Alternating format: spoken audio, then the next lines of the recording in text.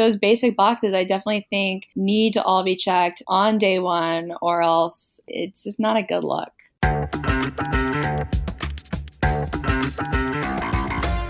I'm Eric Wilson, managing partner of Startup Caucus, the home of campaign tech innovation on the right. Welcome to the Business of Politics show. On this podcast, you're joining in on a conversation with entrepreneurs, operatives, and experts who make professional politics happen. We're joined today by Amanda Elliott, a political digital strategist and author of the Doomscroll, a newsletter about the world of digital politics on the right.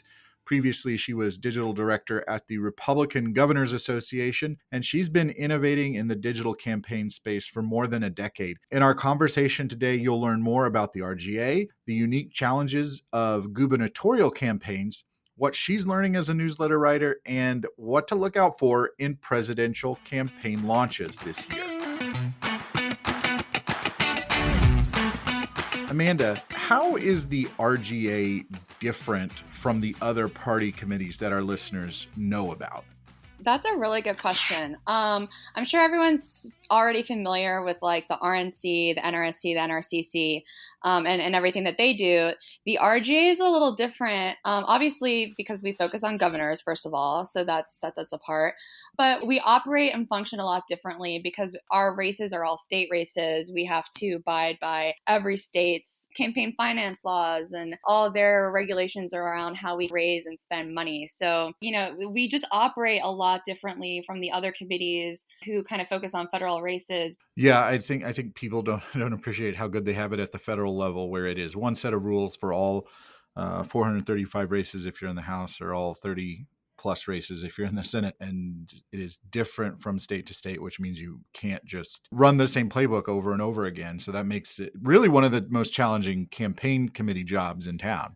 It really is. And, there's a good reason why, I had like our general counsel almost on speed dial last cycle, because it was just everything is so different. And seriously, like from Arizona to New Mexico and Nevada, like all their laws are so different, and just even their reporting requirements and their dates for like when things change, like, and maybe this is true at the federal level too, but like even a certain amount of days out from the election day, like the reporting requirements change. And so you just have to constantly be remembering like, okay, I cannot spend this money, or I can't push go on this ad campaign until I, tell our CFO that we're doing it, and like, he can report it to the Secretary of State. And there's really no tweaking campaigns. Like if he reports something is going to run from like the 5th to the 10th of the month, like it has to end then. It can't like just keep going, So there's a lot of legal stuff to work through at the RGA that makes it different. So nationally, there's a lot of focus on what happens in Washington, right? But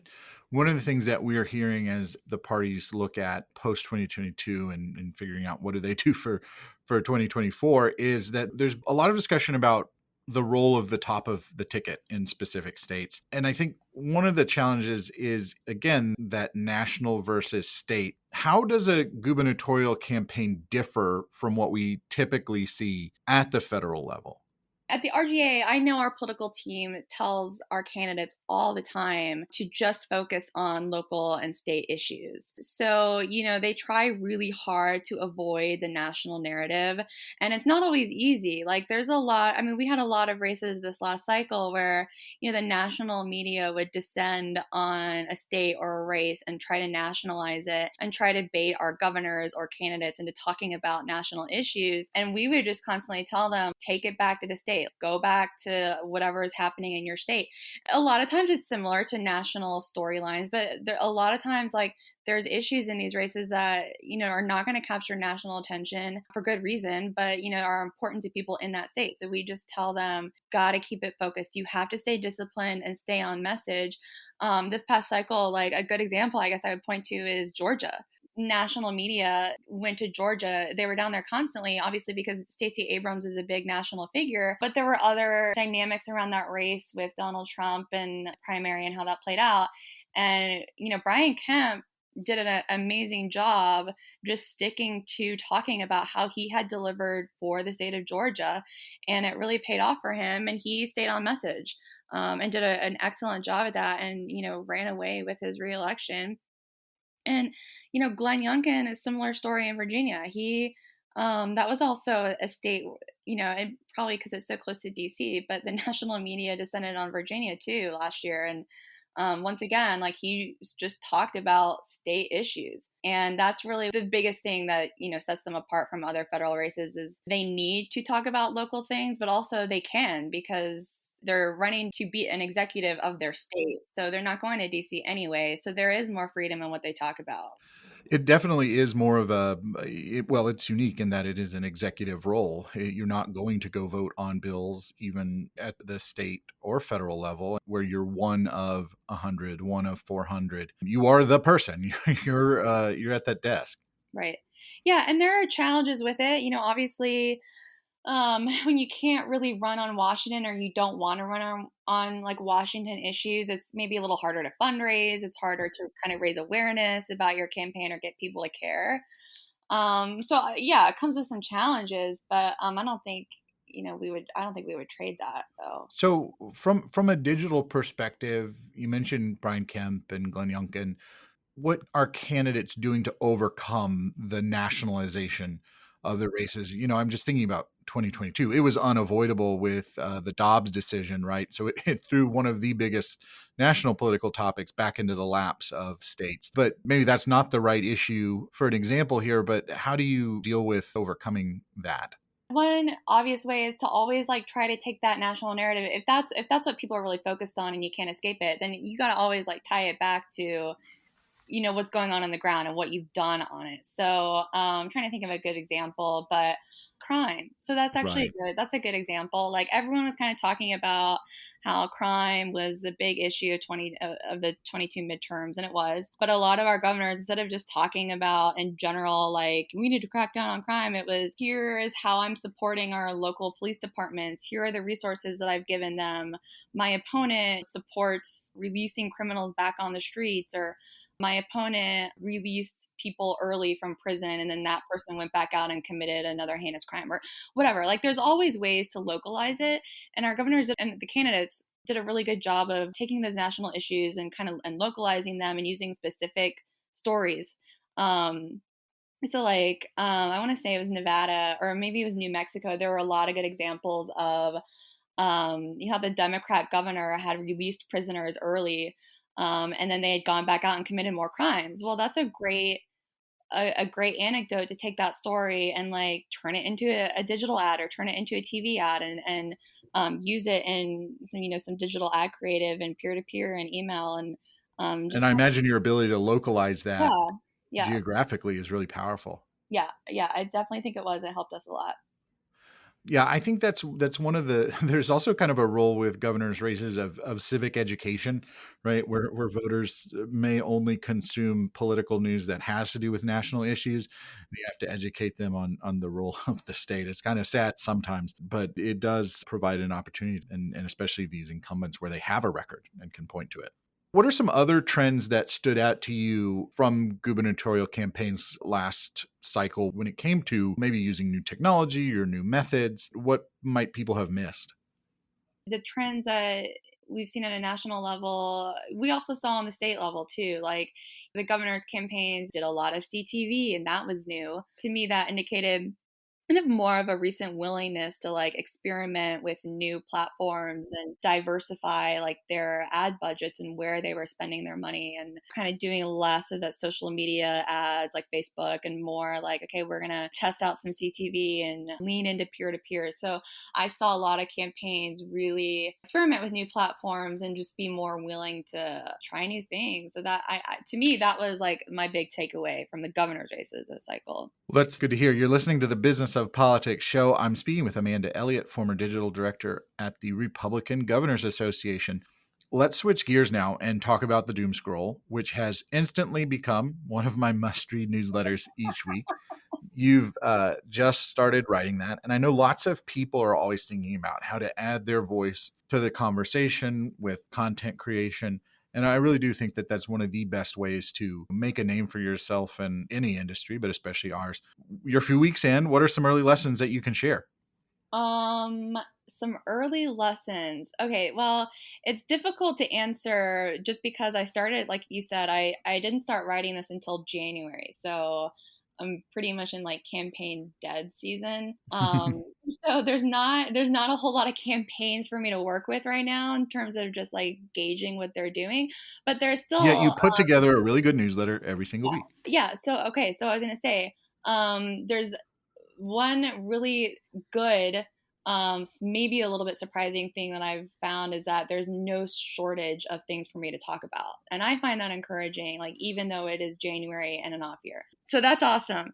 I think one thing I have found that I still kind of see our side struggle with a little bit, and I don't want to overgeneralize, but I'm a little bit surprised still at how digital maybe still seems to be like an afterthought or like not priority, or it's viewed as just a vehicle for fundraising. And that last one like really kind of grinds my gears a little bit, and maybe just because I'm biased, because that was never my focus at the RGA as digital director. It was not all about fundraising. And maybe that's another thing that, sets us apart from the other committees. I didn't live and breathe fundraising because I didn't have to, for various reasons. So it bugs me a little bit when I still see digital just treated as how can we rake in dollars from people. And I think maybe that would be a mindset that I would like to see shift a little bit. And I still see that a lot, like as I'm looking at digital campaigns and what kind of ads people are doing right now, and like kind of how their entire campaigns are like oriented. It really is interesting to be. I think it's probably the curse of measurement, right? Because we can measure everything that happens on digital, there's an expectation that it needs to be doing something, right? Where, oh, you need to be raising money. That's sort of the instinct. But there's so much more to it, as we know from what people spend. So I do think that it's probably the fact that we can measure so much that people have such high expectations. Yeah, so it's almost like, if the political team is gonna give us some budget or whatever, it's almost like, well, we have to see something ASAP. Like we have to immediately see what we're getting for it, or else it's hard to see what the point is of digital. I think like there's still that kind of old school mindset that drives me crazy a little bit, but I don't know. I'm optimistic that that's going to change and shift. Well, I mean, look, it is so much better than it was when we were doing Oh, this 10 years 100%. ago, right? So we're making progress every day. And the thing that I think that we're struggling with, if I could diagnose it, which is everyone in our industry knows that you need to do digital.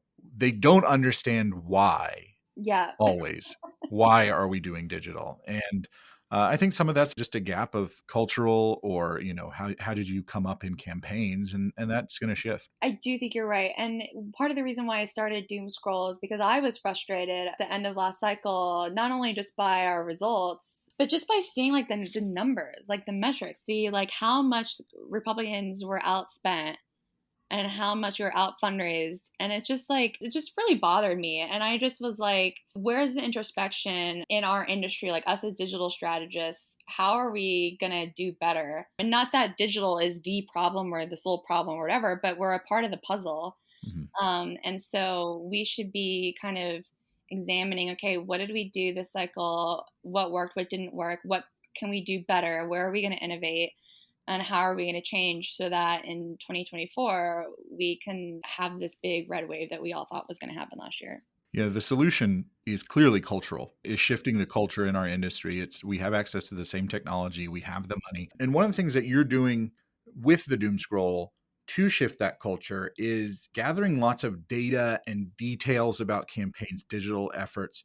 Share with us some of the sources that you rely on to build out those stories, and maybe ways that listeners can use them for their own research if they're on a campaign or watching something specific. Yeah, I mean, that's a great question. And honestly, like, I wish I had a more sophisticated answer for you, but it's just taking advantage of the ad libraries that are out there. So the Google Political Ad Transparency Report, Facebook's Political Transparency, like ad library, whatever they call it, going through the Snapchat ad library. It's not like there's that many out there. I think maybe that's all there is, to be honest. Yeah, Microsoft has one that Yeah, they Microsoft. update. Yeah. And then just kind of, I subscribe to as many email lists and SMS lists as I can find, which is also very like whatever. It's kind of irritating, but I'm taking one for the team. And so I subscribe to every list I can find just because I want to see what everyone's doing.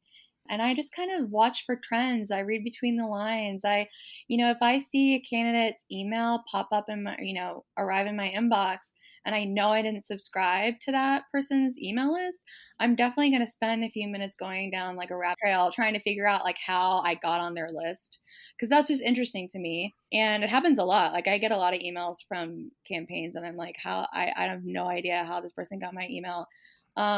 So I subscribe to a lot of lists. I do a lot of like internet sleuthing. And I get a lot of, text messages. I'm sure everyone can relate to this. I get a ton of text messages, even from people that I didn't subscribe to. And so I go down the rabbit trail to try to figure out like, who is this person or who sent this text. And a lot of times it requires me to like click on a link and Right. read the disclaimer on the WinRed page, which also bugs me. A lot. So like anyone listening, if you're writing peer-to-peer text messages, you should like introduce yourself in the message and say who you are. I think that's Right. the best practice that we need to be doing. Don't make people click on the link to figure out like who sent this to me. That's my answer. It's not super sophisticated, at least not yet. Like maybe there's some other things out there that I should be doing that hopefully like I'll learn and figure out. But it really is just keeping an eye out on things, checking the ad libraries, and reading disclaimers and figuring out like who's doing what and looking at. It sounds like it's more about knowing what to look for. Yeah, that's probably a better way of putting it. And so, once you know what the stories are, you know as a practitioner the tactics. You see, oh, okay, this is what Oh yeah. I can tell. And Yeah. honestly, like this is something I learned a long time ago. I'm not above asking people for insights.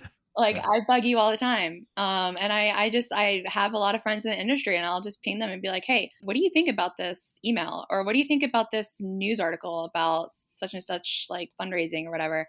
I don't mind asking people for their thoughts and opinions. I'm not going to like publish it unless they Right. say yes, but I'm always gathering information. Well, it's obviously presidential campaign launch season. We're seeing new launches every week. And Mhm. by the way, it feels like it's earlier and earlier every cycle. I think some of that was Trump launching in November. What are you looking for in digital rollouts at this level? What's going to keep people from from getting in trouble with the doom scroll with their launch? I mean, there's some pretty basic digital boxes that I think need to be checked. And if you don't have these boxes checked, it's just a sign that maybe you were rushing or you just Mhm. don't take digital seriously. And those boxes are things like you need to have, I still think you need to have search ads. I kind of wrote about this. Are search ads still necessary? Like, yes, I think they are. I think you need to have a good quality, solid website, a basic merch store, and lots of forms for email and SMS signups. And I also will go look at their social media presence. If you don't have good content already up there that's like branded well and has like cohesive messaging, like I'm going to definitely judge you on that. So those are some basic things, basic boxes that I think you need to have checked. Like, how did you announce? Do you have a video? And if so, how did you put it out? And there's some innovative, cool things you can do too around text messaging and just how you run your ads. But those basic boxes, I definitely think need to all be checked on day one, or else it's just not a good look. Yeah, I do really stress with candidates that the launch day, the announcement of your campaign, is the first, last, and only day Yeah, when you control the timing of something. And so if you don't have the whole wraparound of a digital no campaign, excuse. and you rush, you're missing out on all this momentum. Yeah, I agree 100%. And especially if you're not ready to accept like emails Mhm. and phone numbers and gathering all this data, like you announce people, that is like prime time where people are going to be Googling your name, trying to figure out who you are, what you're doing.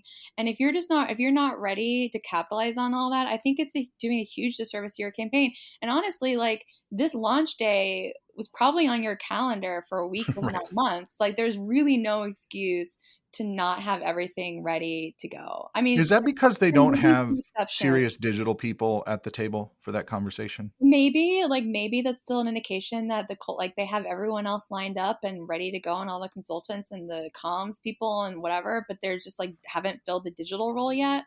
So sure, from what I've seen so far, yes, that there is an element of that. And there are probably some other exceptions to this too, I should say. Like, it is, it's a little bit harder to just like flip a switch and turn on Facebook ads right now, for Right. example. And so there's other reasons why maybe those might not be up on day one. But as a general rule, you should still have some ads somewhere, or else you're just missing out. So let's look into the crystal ball for a second. What's one thing that might not be standard operating procedure yet that every campaign, whether it's president, governor, senate, all the way down to House or lower, what's one thing that you think every campaign will be, or at least should be doing by the end of 2024? I think we're going to see a big shift in how campaigns approach fundraising. And so by the end of 2024, there's going to be a lot more realization that we need to be more sophisticated and creative with our fundraising tactics. And I don't know exactly how that will play out or what exactly that will look like for sure. But But directionally, that's where you see this going. directionally, that's where I see us going. And I think it's going to be a night and day difference between the end of 22 and the end of 24 in terms of how our side manages our fundraising programs. Well, I want to thank Amanda for a great conversation. Go to itsthedoomscroll.substack.com, subscribe there, and you'll get the Doomscroll and Amanda's insights every week. Really is a must read. I'll link to it in the show notes, of course. If this episode made you a little bit smarter or gave you something to think about, maybe even it made you uncomfortable because you're not taking digital seriously enough, all that we ask is that you share it with a friend or a colleague. Remember to subscribe to the Business of Politics show wherever you get your podcasts, and you'll never miss an episode. We also have email updates now. You can go to businessofpoliticspodcast.com. With that, I'll say thanks for listening. We'll see you next time.